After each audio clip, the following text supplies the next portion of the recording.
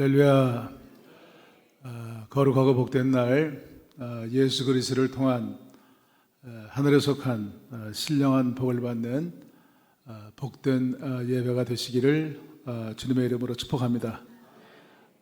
옆에 분들하고 한번 보시고 그렇게 축복하시기 바랍니다. 오늘 또 우리 신령한 복을 받읍시다, 이렇게 인사를 나누시기 바랍니다.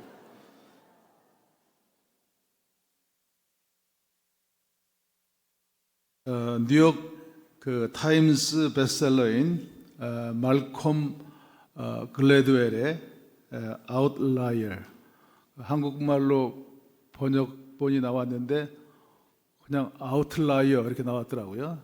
아웃라이어라고 하는 책이 있는데, 그 책의 소문이 뭐냐면 로제토의 수수께끼, The Mystery of 로제토, 이렇게 되어 있습니다. 이 로제토가 굉장히 유명한 그런 마을인데요. 원래 그 로마 남쪽에 있는 조그만 동네입니다. 그런데 이 마을에 있는 사람들이 그 1800년대, 그러니까 굉장히 이태리가 어려울 때 미국으로 이민들을 왔어요. 그래서 11명이 왔는데 처음에는 뉴욕에 도착해서 리틀 이태리에서 하루 저녁을 머물고 벵고 펜실베니아 지역에 직업이 많다고 하는 얘기를 듣고, 거기에 뭐 광산도 있고 그런 여러 가지 직업이 있어가지고 거기에 갔는데, 자기 동네는 굉장히 어려운데 직업이 많아요, 거기에. 그래서 그 자기 고향 사람들에게 연락을 해가지고 미국으로 오라고 그래가지고 많은 로제토 사람들이 이사를 오게 되고요. 어떤 때는 막 한 해에 1000명도 막 이민을 온 거예요. 그래가지고 그 벵고 지역 외곽에 그 이태리에서 이민 온 사람들이 모여 사는 동네를 자기 동네 이름을 따가지고 로제토라고 그렇게 지었습니다. 그런데 제가 작년에 이제 서번트 리더십 컨퍼런스를 그 뉴욕에 있는 후라신 교회에서 하게 됐는데, 그때 거기 이제 같이 갔던 분 중에 한 분이 임종환 교수라고 인하대 의대 교수인데, 그분이 그 대한공동체 탐방하는데, 저희들이 이제 브루도프, 뭐 아미시, 메노나이트, 세이비어 교회 이런데 탐방을 하는데, 가는 길에 벵고 펜실베니아에 가서 로제토를 꼭 가보자는 거예요. 근데 의학계에서는 아주 그 1960년대 굉장히 논쟁점이 있었고, 그리고 공인된 학설이 소위 그 로제토 이펙트라고 하는 것이 굉장히 공인된 학설이에요. 그러니까 로제토 효과, 그 로제토 사람들이 보여주는 그런 효과가 의학계에서는 공인된 그런 학설인데, 그 얘기는 무슨 얘기냐면, 이 로제토 사람들이 그 지역에 와서 같이 살면서 그 오클라호마에 있는 그 스튜어트 울프라고 하는 교수가 그 동네 가가지고 세미나를 했는데, 그 동네에서 17년간 개업한 의사가 그러는 거예요. 이 동네는 참 이상하다고. 미국 사람들이 질병으로 죽는 첫 번째가 심장병인데 우리 동네 사람들은 심장병으로 죽는 사람이 별로 없다는 거예요. 그 이 사람이 의사로서 직업의식이 발동했을 거 아니에요. 그래가지고 같은 대학에 있는 존 브룬이라고 하는 사람을 초청해가지고 지역 조사를 했어요. 데모그래픽 스터디를 했는데, 도대체 왜 로제토 사람들은 다른 동네, 다른 미국 사람들에 비해서 그렇게 심장병으로 죽는 율이 적고 건강하게 살다 죽냐라고 하는 걸 조사했어요. 처음에 음식부터 조사할까요? 음식. 뭘 먹고 살길래 이렇게 건강한가? 근데 뭐 다를 게 없어요. 다른 이태리 사람들하고 똑같아요. 포도주도 많이 마시고 피자도 많이 먹고 스파게티 먹고 똑같아요. 그러면 뭔가 지역 환경이 다른가 하고, 다른 지역, 그 주변에 있는 벵고나 뭐 예루살렘이나 이런 베들레헴이나 이런 동네들을 쭉 조사해 봐도 심장병률이 3분의 1로 현저하게 그 지역이 낮은 거예요. 유전자가 다른가? 다른 지역에 있는 그 로제토 사람들 조사해 봐도 다를 게 별로 없어요. 그러니까 사람들이 뭐 때문에 이렇게 건강하게 사는가라고 하는 것을 연구하다가 발견한 결론이 뭐냐면, 그것이 공동체라는 거예요. 공동체.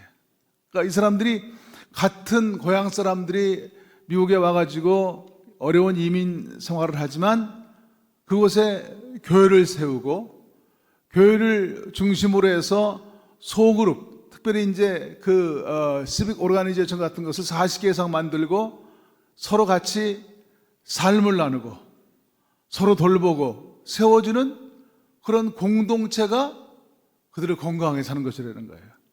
그러니까 보니까 이 노예서 사람들은 길거리 지나갈 때도 모르는 사람들이 없잖아요. 같은 동네 사람들이니까. 그냥 지나가는 법이 없어요. 저 집에 숟가락이 몇 개인지도 다 알아.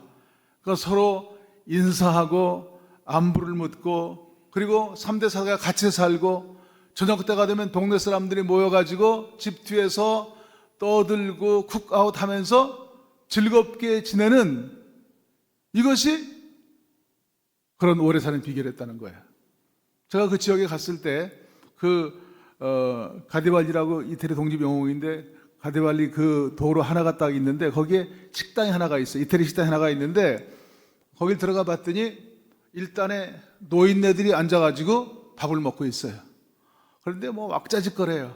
근데 벽에 써 있는 말이 뭐라고 써 있냐면 너무 심한 욕들을 하지 마시오 이렇게 써 있더라고. 그러니까 이렇게 그 한 지역에서 온 사람들이 어려운 이민 생활을 하지만 아까 제가 말씀드린 것처럼 공동체라고 하는 것은 같은 목적과 같은 비전을 가지고 사는 사람들이 모인 모임이에요. 그렇잖아요? 기독교 공동체는 하나님 사랑과 이웃 사랑이 만나는 연결점이에요. 그렇죠? 하나님 사랑을 깨달은 사람들이 모여서 같이 신앙생활을 하고 하는 일은 뭐냐면 이웃 사랑을 실천하는 거예요.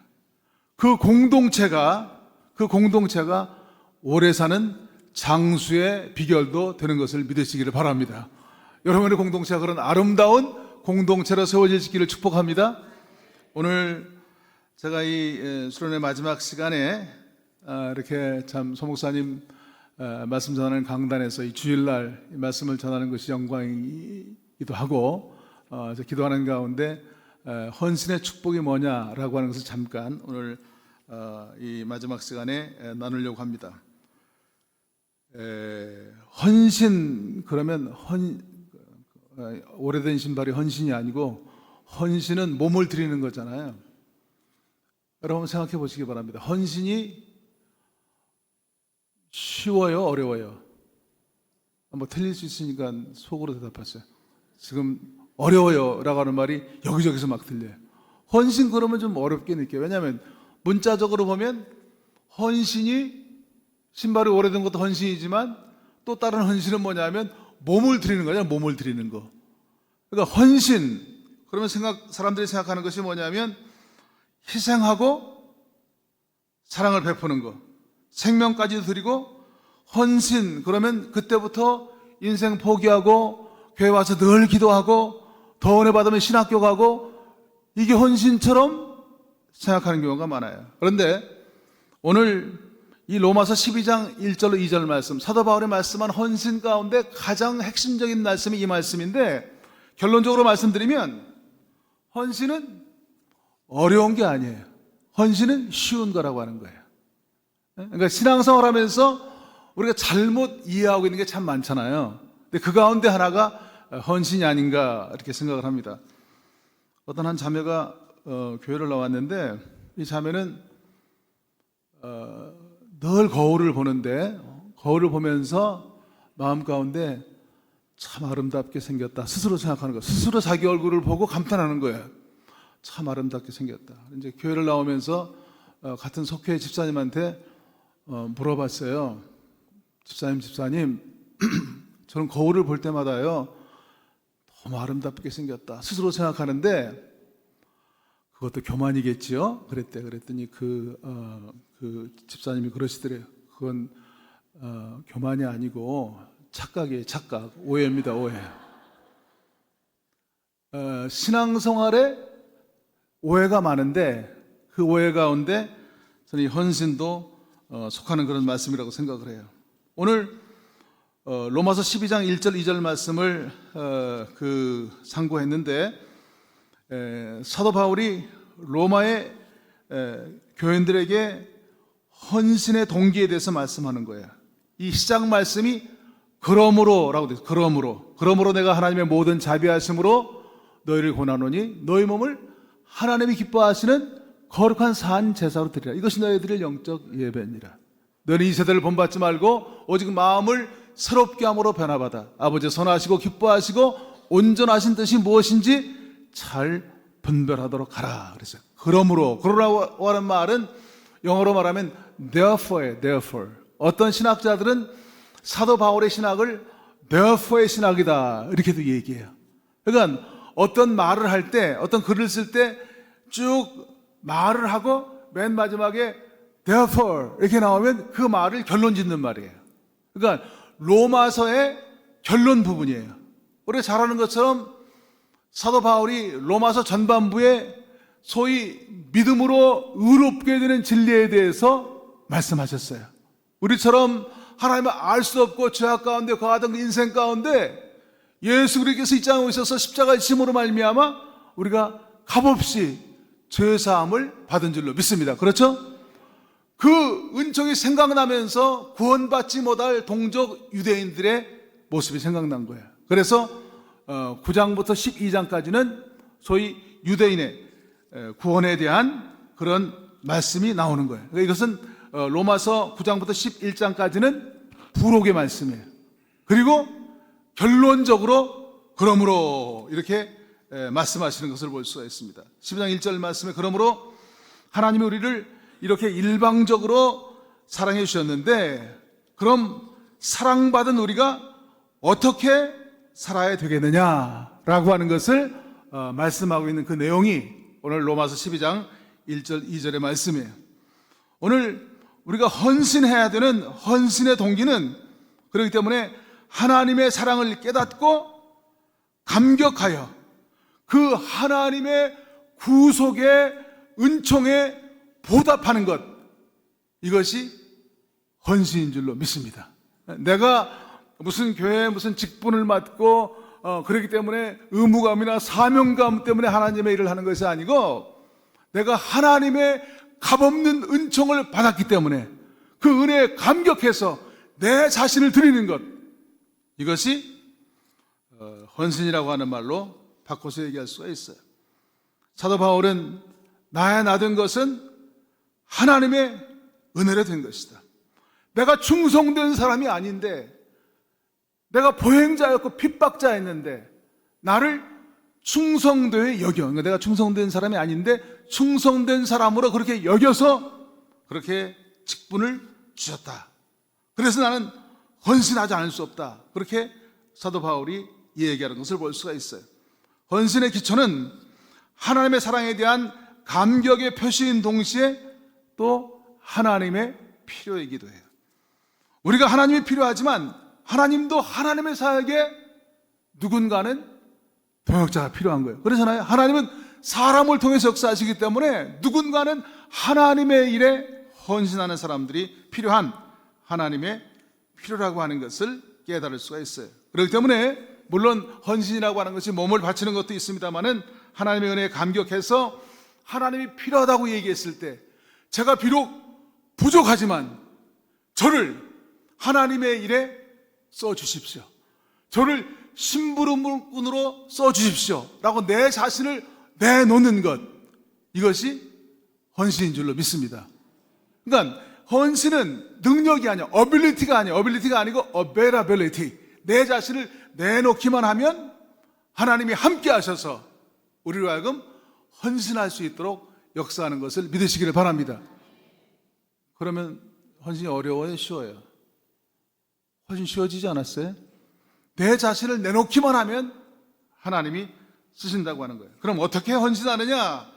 오늘 12장 2절 말씀에 보니까 너희는 이 세대를 본받지 말고 오직 마음을 새롭게 함으로 변화받아 아버지의 선하시고 기뻐하시고 온전하신 뜻이 무엇인지 분별하도록 하라. 이 두 가지가 있는데 거꾸로 얘기하면 내가 무슨 일을 하든 먼저 하나님의 뜻을 잘 디선하는 것, 분별하는 것이 대단히 중요해요. 그렇잖아요. 우리가 어떤 일을 당할 때 이것이 옳은 일인지 아닌지 하나님의 뜻인지 아닌지 이것을 잘 분별하는 것이 너무나 중요해요. 그러니까 하나님의 뜻을 분별하기 위해서 정말 중요한 것은 하나님이 어떤 분인가라고 하는 것을 우리가 잘 이해하는 게 중요해요. 그렇죠? 하나님은 좋으신 하나님이시고, 하나님은 사랑의 하나님이시고, 하나님은 무소부지하신 하나님이고, 그렇죠? 하나님은 능력의 하나님이시고, 예? 하나님은 더 중요한 것은 나의 아버지 되시는 하나님이세요. 하나님은 좋으신 하나님이세요. 무서운 하나님이 아니에요. 제가 미국에 있을 때도 소수민족이기 때문에 그 교단에 소위 그 보드 오더인 미니스트리라고 목사 안수하는 목사 그 안수 자격 심사위원이었어요. 한국에 와서도 그런 과정위원을 쭉 했는데 제가 꼭 물어보는 것이 뭐냐면 하나님에 대한 이해도 물어보고 소명에 대해서도 물어봐요. 그러면 대부분 사람들이 하나님을 무서운 하나님으로 이해하는 사람들이 참 많아요. 무서운 아버지를 생각하는 것처럼 하나님을 무서운 하나님을 생각하는 사람들이 많아요. 근데 우리가 성경을 좀 더 깊게 들여다보면 눈에는 눈, 이에는 이 그랬잖아요. 이 말은 뭐냐면 하나님은 정의 하나님이시고 공의 하나님이시기 때문에 눈에는 눈, 이에는 이, 이것은 뭐냐면 누가 내 눈을 한 대 때리잖아요. 그럼 똑같이 한 대만 때리라는 거예요. 누가 나를 때려가지고 내 이를 하나 부러뜨리잖아요. 그러면 꼭 한 개만 부러뜨리라는 거예요. 응? 누가 나를 눈으로 한 대 때리면 그냥 막 때리지 말고 철저하게 그걸 지키라는 거예요. 거기에도 우리는 하나님의 공의, 하나님의 사랑을 느낄 수가 있어요. 제 표현이 좀 지나친가? 하나님은 중요한 건 사랑의 하나님이고 좋으신 하나님이에요. 우리가 정말 부족할지라도 제가 느끼는 것은 뭐냐면 하나님은 우리가 내 뜻대로 자행자하자는 것 같지만 우리가 기도하고 하나님께 맡기고 믿음으로 발을 내디딜 때 우리로 하여금 좌로나 오로나 치우치지 않고 실족지 않도록 경륜 가운데 인도하시는 분이 하나님인 것을 꼭 믿으시기를 바랍니다. 저도 이제 손자가 둘이고 손녀가 하나고 손자 손녀 얘기할 때 돈 내놓고 하라고 그러는데 자주간 우리 일생에 지금 제일 즐거움이 손자 손녀 자라는 거 보는 건데 우리가 얼마나 귀해요. 자녀들이 엉터리 그림을 그려주면 손잡고 그걸 그려주고 엉터리를 그려주면 선을 이어가지고 고양이도 만들어주고 강아지도 만들어주고 그렇게 하잖아요. 하나님이 그런 분이에요. 우리가 천지를 모르고 살지만 하나님의 뜻에 인생을 맡길 때 경륜 가운데 우리의 삶을 인도하시는 그런 경륜을 체험할 수가 있어요. 우리 인생 가운데 수없이 많은 결정해야 될 일들이 있어요. 그러나 그런 가운데서 우리가 기도하고 믿음으로 하나님께 맡기고 믿음으로 발을 내디딜 때 주께서 앞서가시면서 우리의 삶을 인도하시는 거룩한 경륜을 우리가 체험할 수가 있는 줄로 믿습니다. 저희가 81년도에 미국에 갔는데 말할 수 없이 어려운 가운데 미국에 갔어요. 저희 아버님은 그때 수배당해가지고 나쁜 짓 한 건 아니에요. 좋은 일이라도 수배당했어요. 그래가지고 도망다니시고 그러다가 이제 예수 믿고 크리스찬이 되는 그런 계기가 됐는데 또 그 얘기 하려면 또 하루가 가니까 거기까지만 말씀을 드리고 그리고 제 장인어른은 또 개척회 하는 목사님이었기 때문에 한 푼도 우리에게 돈을 대줄 수가 없었어요. 그래서 제 아내가 신학교에서 저는 신학생이었고 제 아내는 신학교 교목과에 있는 미쓰리 선생님이셨는데 거기 눈이 맞아가지고 결혼했는데 그때 퇴직한 돈 가지고 가가지고 1년 학비하고 그 다음부터는 돈이 없어가지고 알바하고 영어도 잘 안 되고 여러 가지 문화적인 충격도 많고 그런 가운데서 살 때였어요. 그때 제가 공부할 때 책상 머리맡에 이렇게 붙여놓고 공부했던 말씀이 시편 121편 말씀이었어요. 내가 산을 향하여 눈을 들리라. 나의 도움이 어디서 올까? 이제 정말 막막한 그런 상황이었어요. 뚫린 것은 정말 하늘밖에 없었어요. 그런데 시편 기자가 고백한 것처럼 나의 도움이 천지를 지으신 여호와에게서로다. 모든 거 전폭적으로 죄 뜻 가운데 맡기고 믿음으로 발을 내디딜 때 주께서 인도하시는 그런 거룩한 경륜들을 생애 가운데 날마다 체험하는 그런 역사를 경험하게 되었습니다. 여러분 분명한 것은 하나님의 뜻에 헌신할 때 하나님은 당신의 주권적인 섭리 가운데 우리를 좋은 길로 인도하시는 것을 여러분 꼭 믿으시기를 바랍니다. 하나님의 뜻을 그렇기 때문에 우리가 잘 분별하고 그 뜻에 우리의 인생을 맡기는 게 중요해요. 그건 개인도 마찬가지고 가정도 마찬가지고 우리의 생업도 마찬가지고 우리의 교회 사역도 마찬가지예요. 그것이 중요한 거예요. 염려가 되는 일이 많지만 아무것도 염려하지 말고 모든 일에 기도와 간구로 너희 구할 것을 하나님께 아뢰라는 거예요. 그래야면 너희의 지각 위에 뛰어난 transcend all your understanding. 이 말은 뭐냐면 우리가 생각하는, 우리가 머리를 굴리는 그 생각을 넘어서는, 우리의 이해를 넘어서는 하나님의 평강이 너희 마음과 생각을 지킨다고 하는 것이에요. 하나님의 뜻을 분별하고 주의 뜻 가운데 인생을 맡길 때 이 역사들이 매일매일의 삶 가운데 새로워질 수 있기를 주님의 이름으로 축복합니다. 또 한 가지 중요한 것은 너희는 이 세대를 본받지 말라고 하는 것이에요. 이 세대를 본받지 말라고 하는 것은 다른 말로 표현하면 이 세상의 가치관이에요. 이 세상의 가치관. 예수 믿으면서 세상의 가치관을 추구하는 것은 불행이라고 생각해요.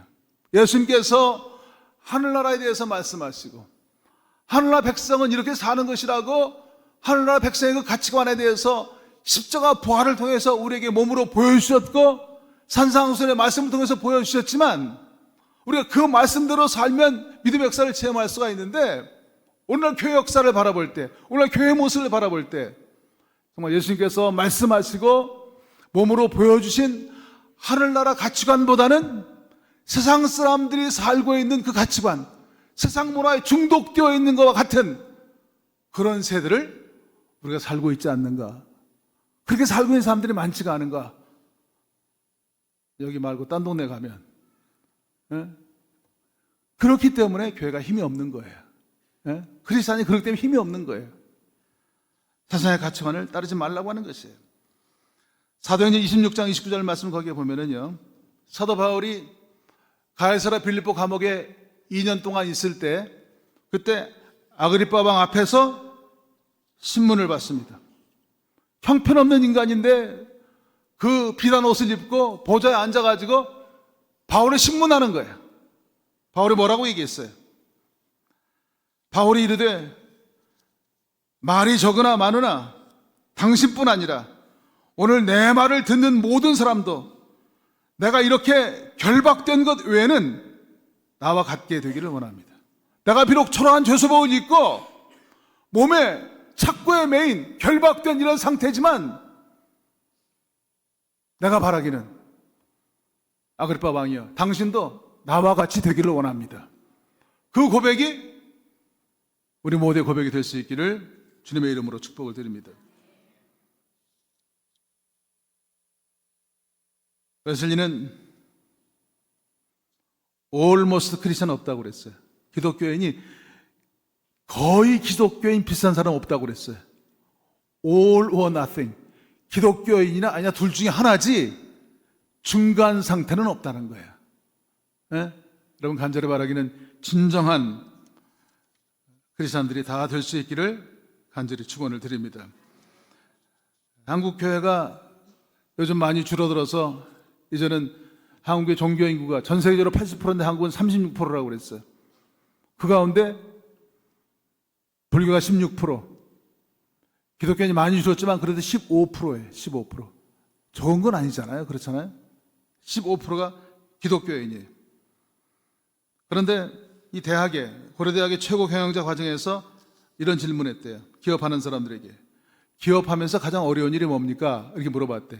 기업에 이제 그 CEO 뭐 이런 기업을 경영하는 사람들이 모이는 그런 공부하는 과정인데 최고 경영자 과정인데 기업하면서 제일 어려운 게 뭡니까? 이렇게 물어봤대요. 근데 공통적인 답변은 뭐냐면 믿고 맡길 사람이 없다는 거예요. 사업하는데 제일 큰 문제가 사람이 문제라는 거예요. 여러분 바다에 염분이 2.7%만 있으면 바닷물이 썩지 않는데요.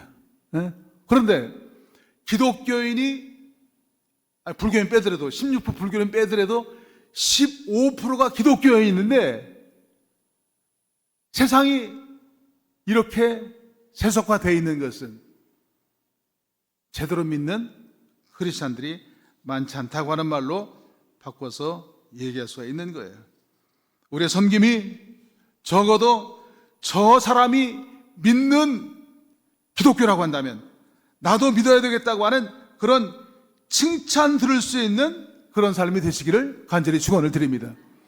오늘 사도행전 2장 47절 말씀에 하나님을 찬미하며 사람들이, 크리스찬들이 백성들에게 칭송을 들으니 그 결과로 구원받은 사람의 숫자가 날마다 더했다고 얘기하고 있어요. 오늘 말씀을 통해서 새롭게 헌신을 결단하시는 그런 귀한 기간이 될 수 있기를 바랍니다. 야고보서 1장 22절 이하의 말씀 가운데 보면 너희는 도를 행하는 자가 되고 듣기만 하여 자신을 속이는 자가 되지 말라. 듣기만 하는 것, 그러니까 우리가 알고 있으면 행동하는 것으로 착각할 때가 참 많은데 아는 거하고 행동하는 것은 전혀 다른 거예요. 아는 것을 행동할 수 있는, 실천할 수 있는 그런 여러분이 되시기를 축복합니다. 그런데 중요한 것은 헌신에는 반드시 보상이 있다고 하는 것을 우리가 깨달아야 돼요. 역대하 3장 1절 말씀에 보면 이 첫 번 성전이 세워지는 성전터에 대한 그런 말씀이 나옵니다. 첫 번 성전은 솔로몬 성전이고 두 번째 성전은 스룹바벨 성전이고 그 성전을 리모델링해서 지은 것이 헤롯 성전이에요. 그렇죠? 에스겔 성전이 나오지만 그것은 에스겔이 환상 가운데 본 것이 실제적으로 지어진 그런 성전은 아니에요. 그런데 이 첫 성전터에 관한 이 말씀이 교회가 무엇이고 우리가 교회 생활을 어떻게 해야 되는지 잘 말씀해 주고 있는 그런 내용입니다. 역대하 3장 1절 말씀에 보면 솔로몬이 예루살렘 모리아산에 여호와의 전 건축하기를 시작하니 그것은 전에 여호와께서 그 아비 다윗에게 나타나신 것이요 여보스 사람 오르난의 타작 마당에 다윗이 정한 것이라 이렇게 얘기하고 있어요. 그러니까 솔로몬이 성전을 건축할 때 그 성전터가 어디라고요? 모리아산. 모리아산이 성전터예요. 우리가 잘 아는 것처럼 모리아산은 창세기 22장에 보면 아브라함이 그 백세에 낳았던 생명 같은 자식 이삭을 번제물로 바친 장소예요. 역대상 21장에 보면 다윗이 그 하나님 앞에 회개의 제사를 드리던 오르난의 타작 마당이 모리아산이라고 되어 있습니다. 왜 하나님이 첫 번 성전을 지을 때 모리아산에 그 성전을 지으라고 했을까? 아브라함이 이삭을 바친 그 장소가 왜 중요한가? 우리가 한번 생각해 볼 수가 있습니다. 사도 바울이 로마서에 믿음이 무엇이냐라고 하는 것을 설명하면서 아브라함의 믿음을 그 예로 드리는 것을 볼 수가 있어요. 이 로마서 4장 17절 말씀 거기에 보면 아브라함이 믿은 바 하나님은 죽은 자를 살리시며 없는 것을 있는 것 같이 부르시는 이시니라. 아브라함이 믿은 바 하나님은 죽은 자를 살리시며 없는 것을 있는 것 같이 부르시는 이시니라. 22절 말씀에 그러므로 하나님이 이것을 의로 여기셨느니라. 아멘. 하나님이 아브라함에게 백세에 낳은 그 귀한 자식을 번제물로 드리라고 할 때, 번제물이라고 하는 것은 포를 떠서 제물로 드리는 거잖아요. 그 자식을 드리라고 했을 때 아브라함이 하나님 명령하시기 때문에 어쩔 수 없이 순종했다는 것이 아니에요. 아브라함의 하나님은, 아브라함이 믿은 바 하나님은 죽은 자를 살리시는 하나님. 내가 하나님 뜻을 다 알 수 없지만 내가 내 자식을 각을 떠서 제물로 드릴 때 하나님은 죽은 자라도 살리는 하나님, 부활의 하나님이죠. 부활의 신앙을 아브라함이 가졌다는 거예요. 여러분, 그 정도 믿음을 가진 사람이기 때문에 우리가 아브라함을 얘기할 때 뭐라고 그래요? 믿음의 조상이라고 그렇게 얘기하잖아요. 죽은 자를 살리는 믿음은 부활의 믿음이에요. 교회의 터는 다른 말로 표현하면 죽은 자를 살리는 부활의 믿음이 있는 터라고 하는 것을 깨달을 수가 있습니다. 죽은 자가 살아나는 새 생명이 이루어지는 그것이 바로 교회예요. 세상에서 힘들고 지치고 피곤한 영혼들이 교회에 나와서 영이신 하나님 앞에 심령과 진리로 그렇게 예배를 드릴 때 심령이 변화되고 문제가 해결되고 능력받는 것, 이 역사가 이루어지는 것이 교회예요. 이 부활의 역사가 매일매일 새롭게 일어나는 그런 귀한 광연교회가 될 수 있기를 주님의 이름으로 간절히 축원을 드립니다. 모리아산은 다윗 때는 오르난의 타작 마당이었어요. 역대상 21장에 보면 사탄이 다윗의 마음을 격동케 해서 백성을 계수합니다. 인구 조사하는 거예요. 민수기에 백성의 숫자를 계수한 건 성전세를 드리기 위한 것인데, 다윗이 계수한 것은 뭐냐면 내 왕국이 얼마나 커졌냐. 사람이 좀 잘 되면 교만해지기 쉽잖아요. 다윗이 교만해진 거예요. 네? 주변에 있는 그 동료들이 반대했어요. 모압 장군을 비롯해서. 그럼에도 불구하고 그 백성의 숫자를 계수했고, 그 결과로 하나님의 심판이 임했고, 다윗은 하나님의 손에 직접적인 심판을 받기 위해서 세 가지 심판 가운데 온역을 택했어요. 지도자의 잘못으로 이스라엘이 온역 심판을 받게 되었고 7만 명이 죽게 됐어요. 그때 선지자 갓을 통해서 오르난의 타작마당에 가서 회개의 제사를 드리도록 하나님의 말씀이 임하게 됩니다. 오르난은 왕을 위해서 제사를 준비하기를 원했지만은 역대상 21장 18절 말씀에 보면 다윗은 그것을 거절하고 금 600세겔의 상당한 값을 지불하고 번제와 소제, 화목제를 드립니다. 그가 그렇게 상당한 값을 지불하고 정성으로 하나님 앞에 회개의 제사를 드릴 때 제단에 불이 내리고 다윗의 제사를 하나님이 연락하시고, 그리고 재앙이 이스라엘에서 떠났다. 성경은 그렇게 말씀하고 있습니다.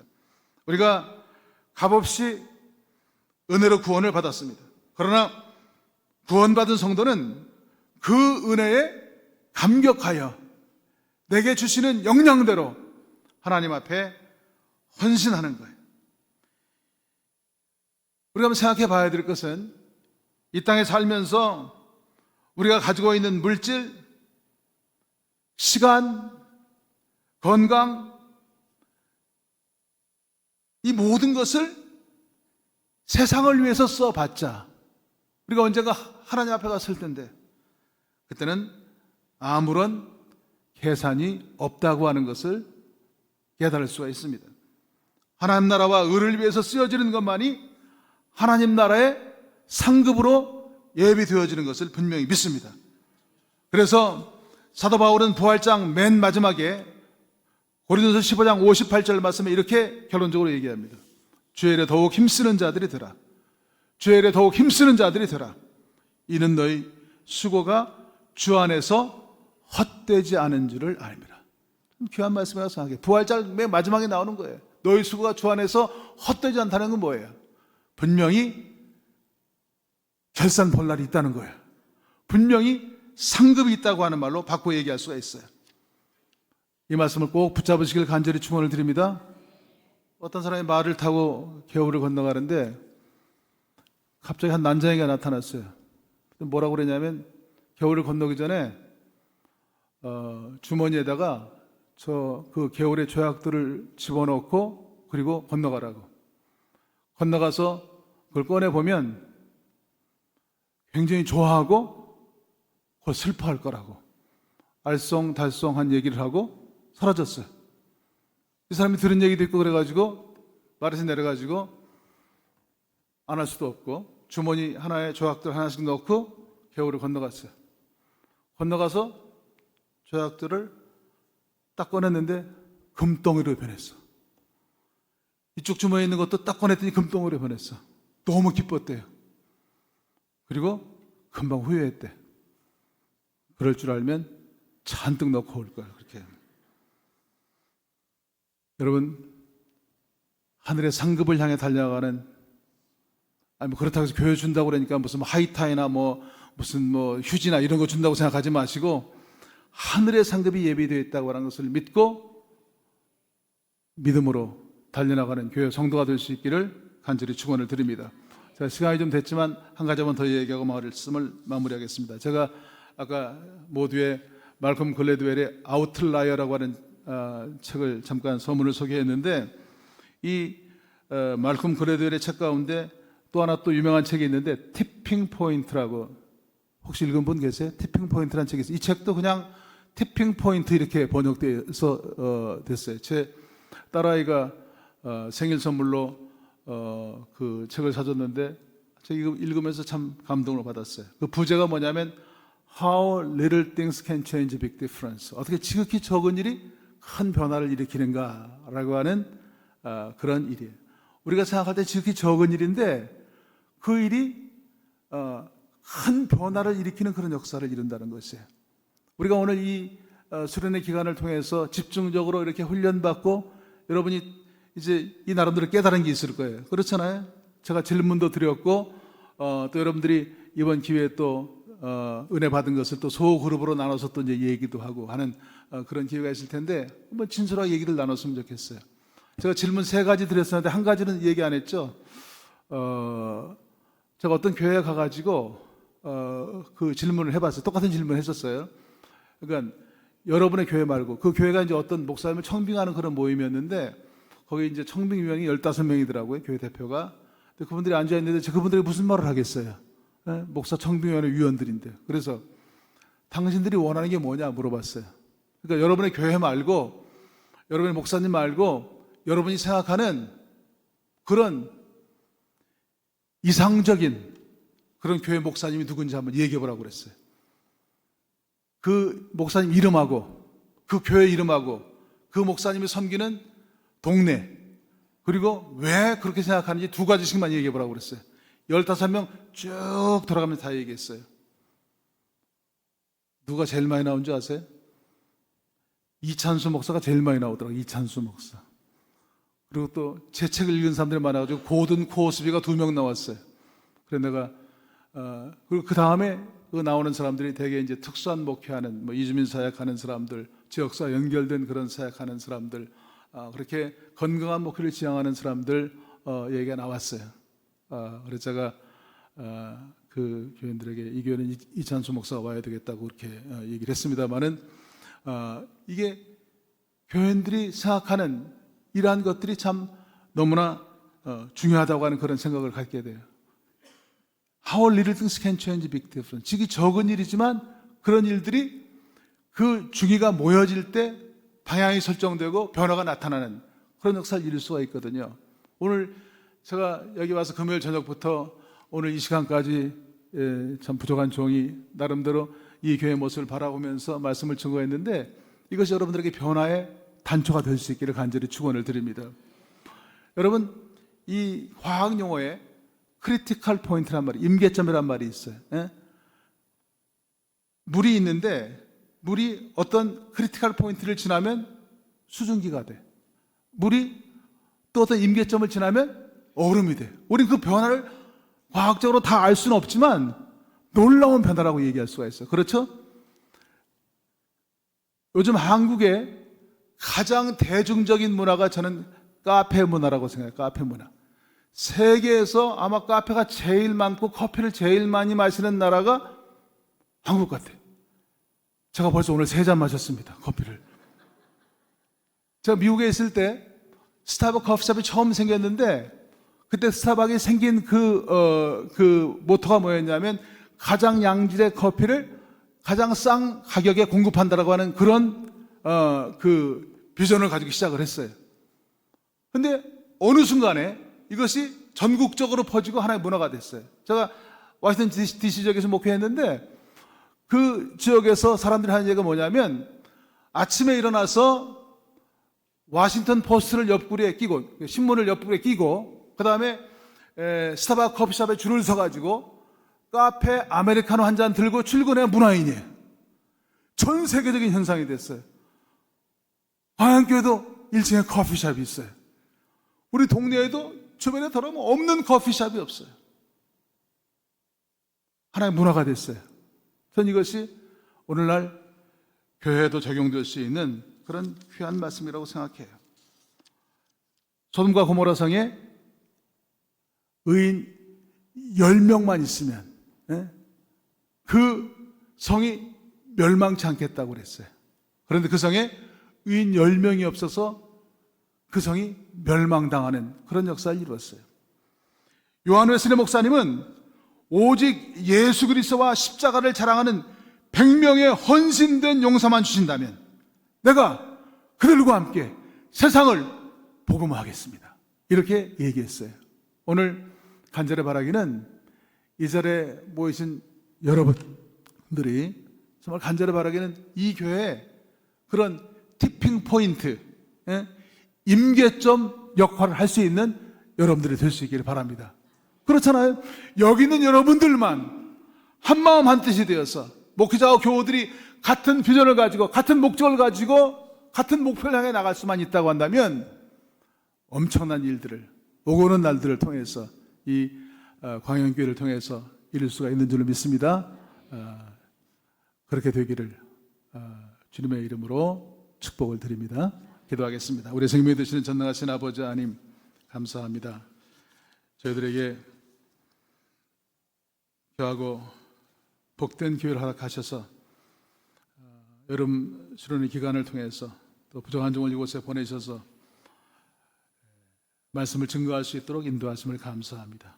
또 어제는 김주찬 목사님을 또 이곳에 보내주셔서 이미 와 있는 통일인 탈북인들을 통한 그들이 가지고 있는 과제들을 통해서 통일 선교에 대한 비전도 대언할 수 있도록 인도하심을 감사합니다.